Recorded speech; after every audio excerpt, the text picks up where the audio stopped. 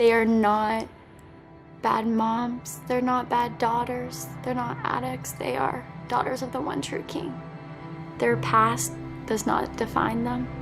And I'm so glad that they're here and for this opportunity that God has given us so that they can find out who they truly are.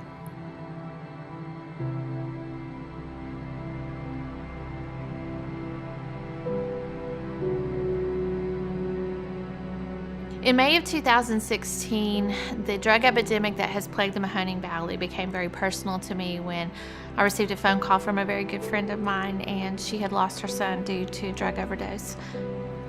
I knew at that time that I needed to do something, that I needed to step up and see what my part would be in helping to rescue people that are struggling with addiction. So the Esther Home is a place for women to come that are broken and to find hope, to discover who they are.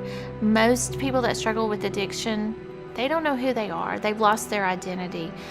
There's something really so deep-seated in them that goes beyond addiction. It's brokenness.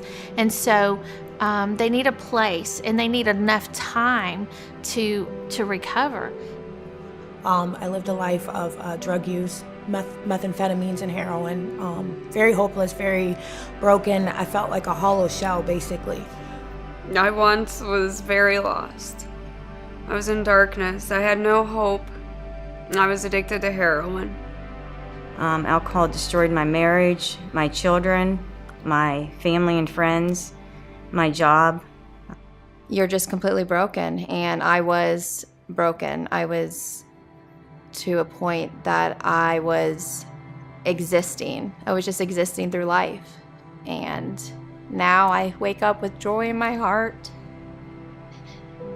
I don't want to die anymore. This is a place where you can come and you can find joy again. Broken things can be the most beautiful things there are. And God's love can shine through broken objects and broken vessels. And so He will take us and put us back together and make something beautiful out of our lives. We're in a unique situation in society right now where the heroin epidemic and the drug epidemic is pretty much taken over a lot of our youth and a lot of people.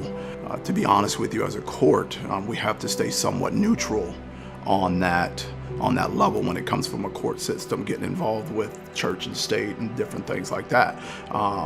So I can give you my personal belief of why I think it's successful. I think they put God first. I think they have great leadership.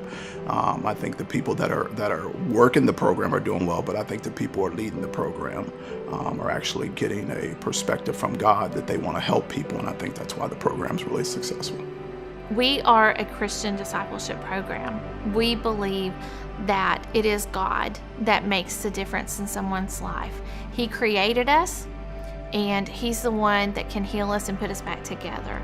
When I read the pages of the Bible, it's like they're not like freeze-dried words, like self-help. When I'm working on my life here with the Lord and at the Esther Home, it's like the Word is alive and breathing to me. We, over the last year, have become involved with Esther House, and we've been very impressed. And the one thing that you notice with the Esther House when the residents come in, after they've been here a month, they've been here 2 months, you see a certain glow about them. They're well dressed, they have a smile on their face, and you can see that hope and that knowledge that they know they're headed the right direction. A couple of months ago, the parents of one of our residents said to me, we took our daughter, she's been in and out of rehabs and all the revolving door places that she's been. He said, when we brought her here, you stood there and said, I love you. We love you. We're going to give you all the love you could possibly have. When a girl walks in the door, we know their name, and that's when we love them, as soon as we know their name. We fight for them in prayer. We have their back, and we have so much grace. And when they have their days, they can count on us. And because of God's love, that's how we can love each other here. They come in, we love them unconditionally, and we put a schedule in front of them and say, this is what we're going to do today. And we're going to get up at 6:30 in the morning. We're going to make our bed. We're going to have quiet time. You're going to have a time of prayer and meditation and journaling, and it's through that healing comes.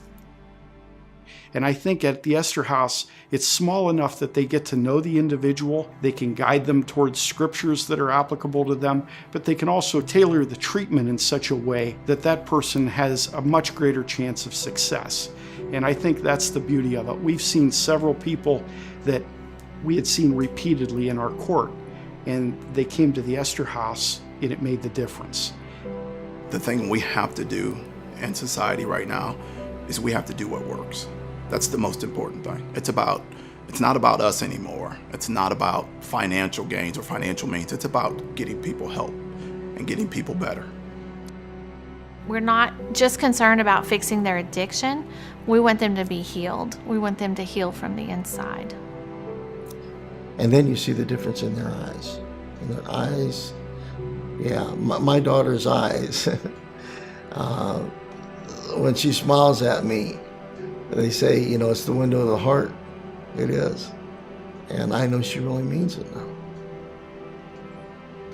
What makes the Esther home different and special is they show you love. They love you when you didn't love yourself. And you learn to love yourself again. It's just a beautiful place. And I'm just so grateful. I would not trade where I am today for anything. In the miracles he's done in my life since I've been here, I see him all the time, just working wonders. I just can't wait to see what God has in store for me. I'm really glad that my daughter had the privilege to be here at the Esther House. This journey has meant so much to me. It's almost hard to put into words. I'll give you an example. Just her and myself in conversation.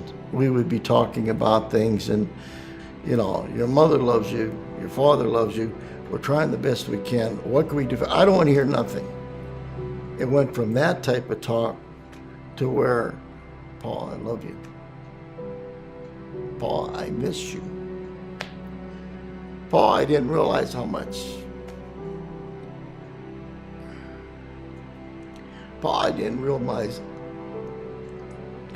how much you were trying to do for me. And now, it's like I've got my daughter back again. You've heard their stories and you've seen the beautiful faces of the women here at the Esther home. And so I'm coming to you now and asking, would you make an investment?